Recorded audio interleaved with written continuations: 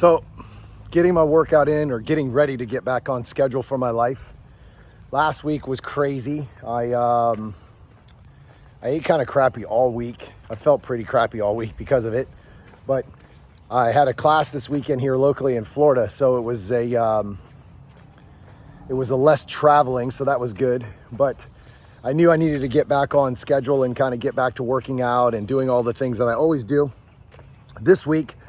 So I'm tightening my diet back up, getting ready to work out.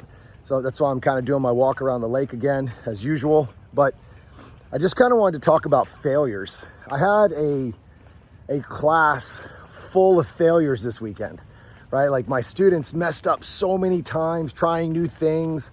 They push speed they've never pushed before. And it made me realize like just how much we fail in life in general, just outside of the range, right? Not even talking about range time. We're talking about outside of life, and then how we become successful in life.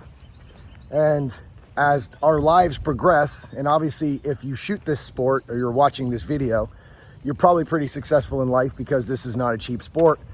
So even if you do this just kind of as a regular hobby, just every couple of weekends, a year or a month or whatever, it's still not a cheap sport to just go out and buy a gun and shoot and all the equipment and everything else we do. If you come to my class, you got to spend money to do that, train, weekend off, all that stuff. But it made me realize like we forget what it's like to fail in life. We really, truly forget what it's like to make mistakes and to grow and build from those mistakes.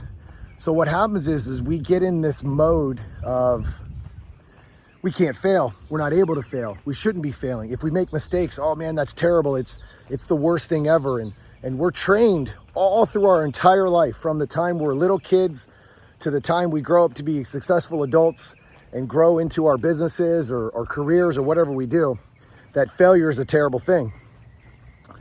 And it's really not in the long run, right? It's how we look at it is the problem. The failure is how we're actually looking at the things that we're doing, okay? So this sport especially, right? Like business, everything, like really everything in life is a learning lesson. It's a growth. You grow from it. And if you don't grow from it, it's because of the way you looked at it, the way you attacked it. So like this class is a great example. I had so many different levels of shooter. And I had one gentleman, his name was Brian, and he'll stick in my mind for a long time as a student. His confidence in himself was zero. He had no confidence. He didn't think he should even be at the class. He's like, oh man, I don't know if I'm ready for the class, right? And the only reason he took the class was because of peer pressure. He had a bunch of guys that were in the class that took the class before, that knew what my class was all about and knew he could handle it, right? They knew he could handle it. They know how I am as a coach and how levels don't matter to me. And I don't care about what level you are. I'm going to train you up for what I want you to learn. So while I'm in this class and I'm watching this guy and I'm watching his progression through the class and I'm seeing the frustration, and I'd look at him, I was like, bro, you just crushed it. And he's looking at me like, what are you talking about? Like, I just shot terrible. And I'm thinking, you don't even realize how good you're doing right now. And that was the crazy part, is what he looked at as a failure was such an amazing improvement. It's just, it wasn't perfect. It wasn't what he was expecting or what he thought was going to be considered a good run. So we always have to look at this sport in a different perspective. Your failures, if, big giant if, you look at it in the proper way, you will see those improvements happen without you even knowing it.